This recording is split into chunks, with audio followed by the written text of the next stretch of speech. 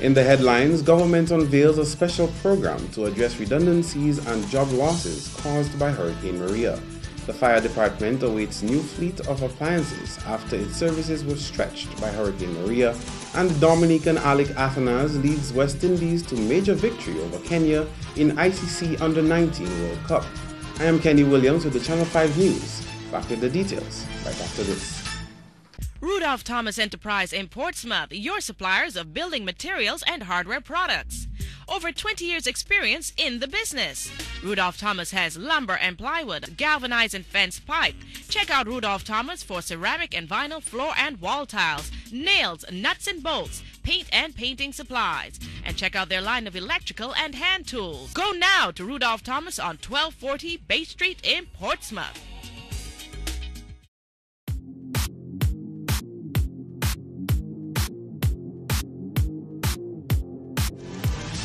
Welcome back. First up, come March 1st, all mechanisms are expected to be in place for the creation of 1,100 jobs. People who qualify to benefit from this special government-run employment program are those who lost jobs as a consequence of Hurricane Maria. Cabinet Secretary Ambassador Steve Farrell explained on Monday that Cabinet approved the decision on recommendation of Prime Minister Roosevelt's carrot. Why 1,100 jobs? Why this special program? The Honorable Prime Minister explained this as being one of the most important decisions his government has had to take, after listening to the many made redundant and after discussions and interventions of several more. As a result of redundancy, as a result of displacement and other loss of jobs. We had to add displacements and other loss of jobs because people are affected in other ways apart from redundancies. There are people who were dislocated, for example, working in hotels, who have no homes and had to resort to shelters and are unable to get to the place of work. The Prime Minister has taken up special supervision of the program. Farrell says all other applicants who do not qualify for the program will be referred to other government employment opportunities. Under this program, the special supervision will remain under the portfolio of the Prime Minister, and it will be administered through the Cabinet Secretariat and under the general supervision of the Secretary to the Cabinet. The program should be transitional and operated for a period of 6 months in the first instance. The program itself should explore all job opportunities within the public sector and the private sector, including opportunities within the firms and agencies that may have made the very persons redundant purely based on its inability to pay. The program will begin March 1st. It's expected that it will be fully operational on March 1st. Meantime, the Mayor of Portsmouth, His Worship Titus Francis, has commended government on its plan to create 1,100 new jobs for those made redundant due to Hurricane Maria. 150 employees received redundancy letters from Ross University in early January, and significant numbers of employees also lost their jobs following the impact of Hurricane Maria on their respective workplaces. The Mayor of Portsmouth is hoping some of these people might benefit from these job opportunities offered by government. I think it's a very exciting piece of information, and I want to commend the Prime Minister and to commend the government on being so deep in their thinking, because 1,100 new jobs is the best way to inject, so to speak, some cash in the economy. I mean, not only are you helping individuals and families, but the ripple effect of persons with disposable income will benefit the whole society.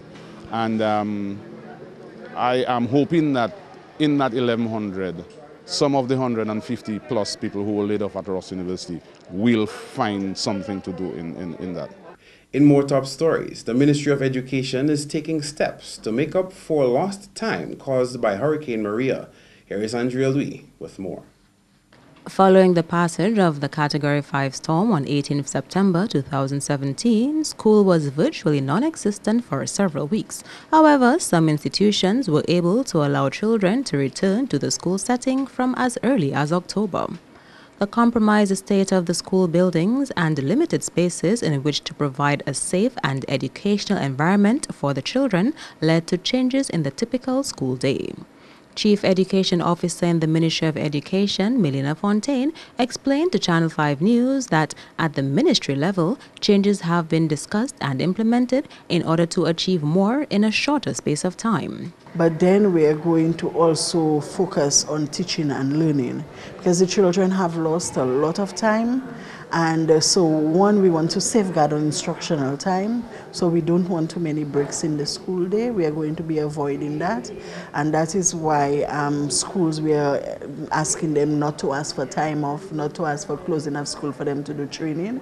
We are telling them that any training, any planning that has to be done is going to be done in the afternoon after the children return home. So we are safeguarding instructional time, and even our, community partners who always like to do things in schools, we're asking them to help us to safeguard the instructional time. And we're going to give focus to ensuring that our teachers are on task at all times. So we'll be monitoring very closely what is happening in the schools. Another modification to the 2017-2018 academic year is the extension of the final term into later July. We have extended it because previously, pre-Maria, we planned to close on the 6th of July. We have extended it by a week. We have cut off all days that we would have had, maybe children staying home and so on, so that school is on. And we are going to go a little more into July. And then after that, remember, during the summer, we always have training, and training is important, so we are going to make sure that we do some of that as well. As of Friday, 19th January, it was reported that all schools are in operation except the Trafalgar Primary School, which is still being used to house one family. Reporting for Channel 5 News, I'm Andrea Louis.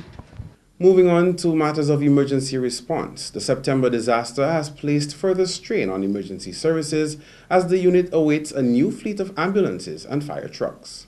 Offices at the Fire and Ambulance Department is in shambles, but Substation Officer Wayne Layton says that did not stop his colleagues from responding to the post-Hurricane Maria impact.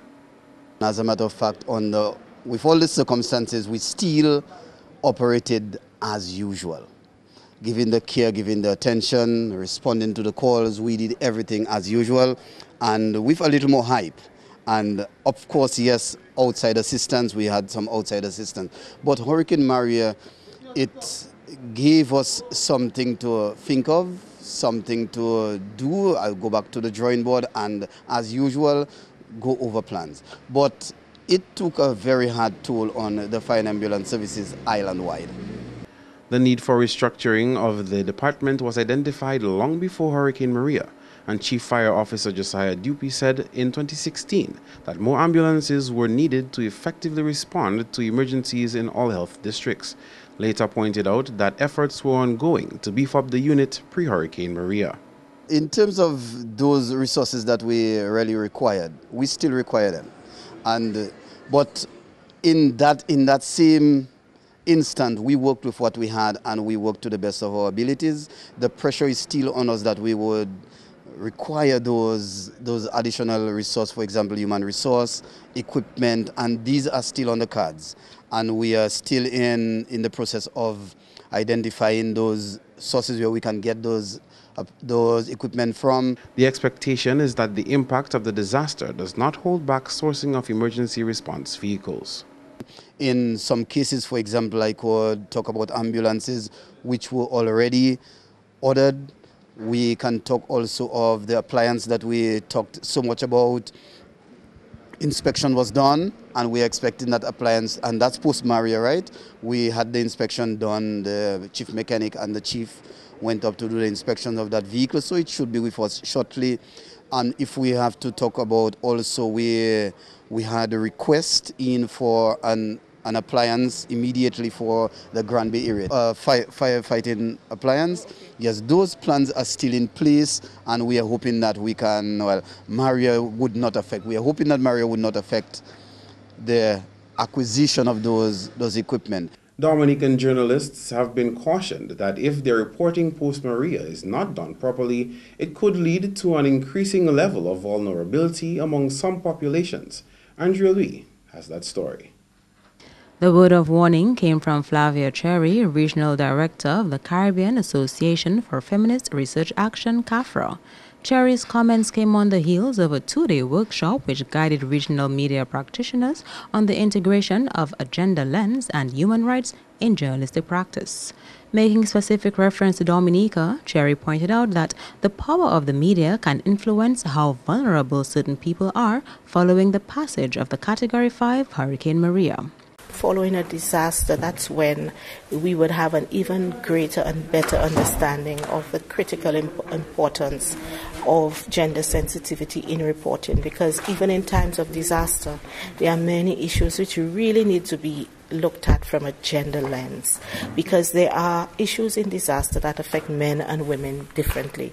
What we want to see is the fair treatment of men and the fair treatment of women when stories are reported, so that there's a better understanding of impact and also most likely a better approach to dealing with the impact of those issues. I think when reporting is not done in a gender-sensitive way, it increases vulnerability. So, for example, if there are issues of distribution of supplies and there's a feeling that persons are not coming forward, this is just an example, to access the supplies. If it is just done in a broad way without understanding issues of gender, we may miss the fact that perhaps less women are accessing it because of where it is, or the fact that there's a struggle to get it, and maybe women or sometimes persons with disabilities or those who are vulnerable are unable to access it. So when you have gendered responses, there's a better understanding of why things are the way they are, and it makes for a better society because we all appreciate the differences and respect diversity. The CAFRA Regional Director said that following this workshop, she hopes to see more gender-equal reporting among media houses in the Caribbean. I think the workshop was very successful.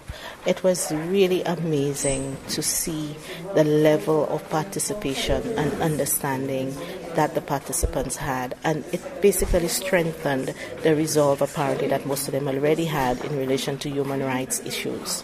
Coming out of this workshop, we are expecting to see a more gender-sensitive and human rights focus in the reporting in our countries, and especially so that there is always a consideration of the rights of individuals, and that it be done in a way that enables our society to progress in a very positive way by understanding and respecting the rights of all of us as citizens in those countries.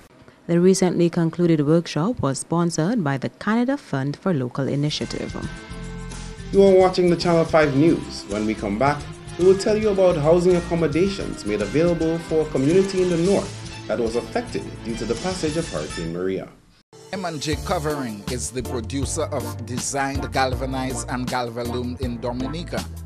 They design to your specifications, color and length, 4 styles of galvanized and galvalume pre-painted roofing sheets as requested, and supply all your galvalume accessories.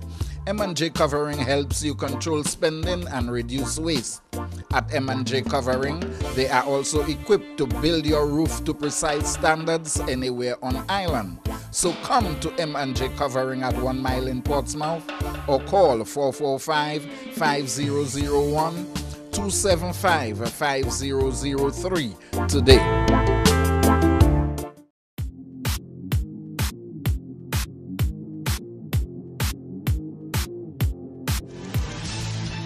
Thank you for staying with us. A number of families in the Portsmouth area who were displaced by Hurricane Maria have been made a little more comfortable with the construction of temporary housing. Some of these housing units can be seen near the Portsmouth Secondary School. The focus of the temporary housing project was to help move these displaced families out of the schools which were being used as temporary shelters during Hurricane Maria. The government has moved, I think, swiftly in the circumstances to provide what they call transitional housing for those folks. So people are pretty much comfortable. I spoke with one recipient of one of those transitional houses, and he was very pleased with the accommodation, the size of the house, the size of the bedrooms, the fully equipped with electricity, water, toilet facilities, and those kind of things. So in fact, that in itself has added some kind of improvement in their social status, so to speak, you know. And that has happened in both the Lagon community and Portsmouth. So basically the Portsmouth constituency also, although it crosses with Lagon, which belongs to the Cottage constituency, and Portsmouth, which is in the Portsmouth constituency. But when you're talking about the municipality, then Lagon forms part of the Portsmouth municipality. Work is also being done to provide transitional housing in Chance for those affected by Hurricane Maria. In sports now, Tyrone Theophile put on an undefeated century to help score the highest run stand on the 2017-2018 Regional 4-Day Tournament on Sunday. Theophile scored 160 not out and Devon Smith 151 not out in the second innings to put on a 323-run stand to steer their match against Leeward Islands to a draw. Devon Smith, the leading run scorer of the tournament so far with 1,095 runs in 10 matches, racked up his 6th century this season. Previously, Leeward's Devon Thomas contributed 172 and Monson Hodge 61 in the first innings to help their team reach 409 for 5 declared. Final scores from that encounter: Volcanoes 179 and 342 for 1, Leeward's 409 for 5 declared. The first local cycling event of the year produced a new king of the road. His name is Koath Barron. Son of third-place finisher and veteran cyclist Levi Barron predicted he would beat his father in Sunday's race.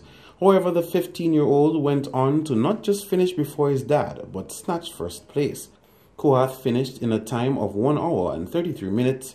He was followed by Chester Later, then Levi Barron. Right now that I've won this race, I feel accomplished because my father always trained me and stuff, and he always put it in my head, don't think anybody better than me, just do your best when you got there, right? So I'll just continue training, getting better at the sport, and eventually I'll become better.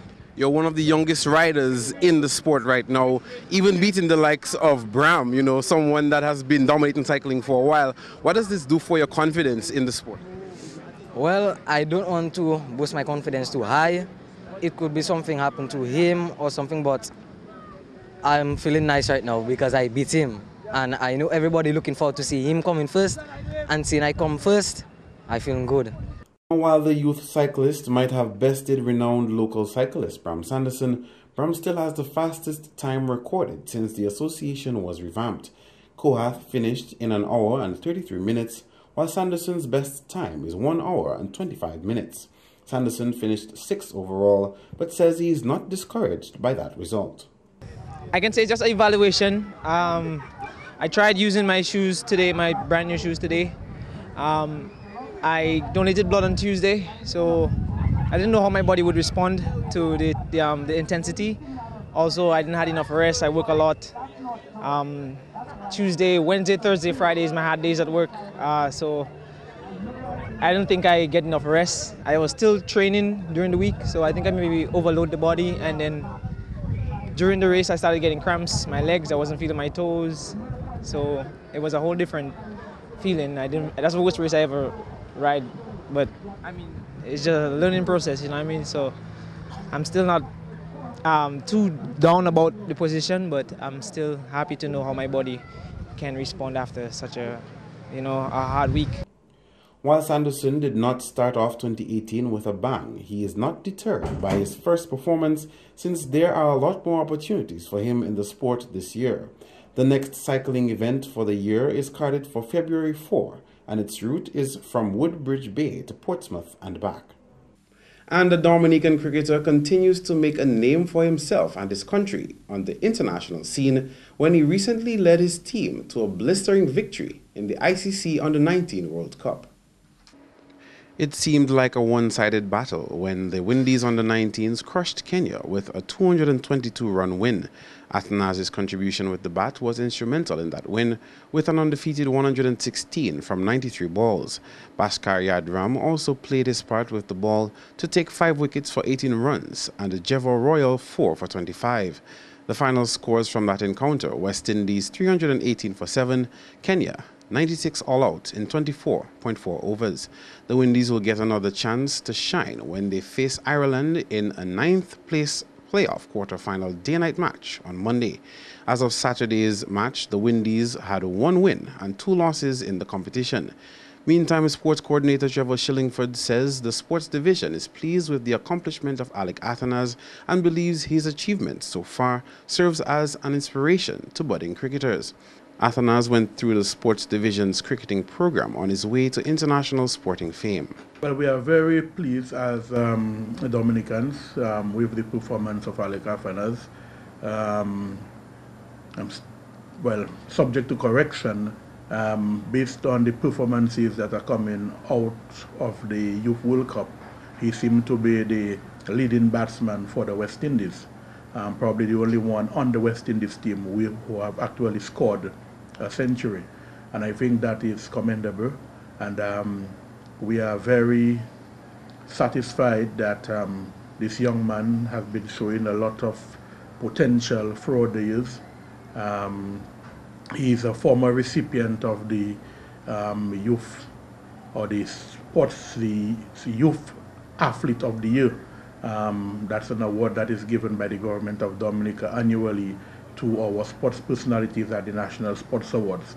And he, having received that award a few years ago, or probably 2 years ago, and it was really a sign of things to come, since from then we realized his potential as a young athlete. Being part of the school's program on its own will not get you to the very top. You definitely would have to put some level of work into it. And this is one quality that I actually admired from Alec, in that having suffered some damage at the Geneva playing field after Hurricane Erika, Alec would find himself at Portsmouth, and he would actually remain in Portsmouth for the entire weekend so that he could benefit from the facilities that are available at Portsmouth to continue his training. Meanwhile, a local sports consultant supported Shillingford's comments about Athanas and says selection to the West Indies team is a possibility for the Dominican cricketer. I think it's a West Indies prospect. It's a West Indies middle-order batsman in the making from the time he started his cricketing career. Not at all surprising of the performance of Alec Athanas. He is a player who plays well within himself. That is the thing about him. He doesn't extend himself beyond any measure. He plays well within himself. He plays every ball seemingly on its merit. He takes his time. There was a little hiccup in his approach to batting in terms of him moving across the stumps quite often, but he's measured that, he's conquered that, and the performance we are getting from him, certainly for me, is not surprising, and it wouldn't be surprising at all if in the next year or two I hear he's been called up to the senior team selection.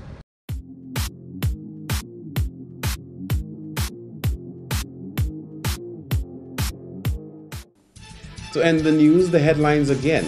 Government unveils a special program to address redundancies and job losses caused by Hurricane Maria. The fire department awaits new fleet of appliances after its services were stretched by Hurricane Maria, and Dominican Alec Athanas leads West Indies to major victory over Kenya in the ICC Under-19 World Cup. Feel free to contact us at news@marpin2k4.com. You can also access our past newscasts on our YouTube channel. On behalf of the entire production team, I am Kenny Williams. Join us tomorrow.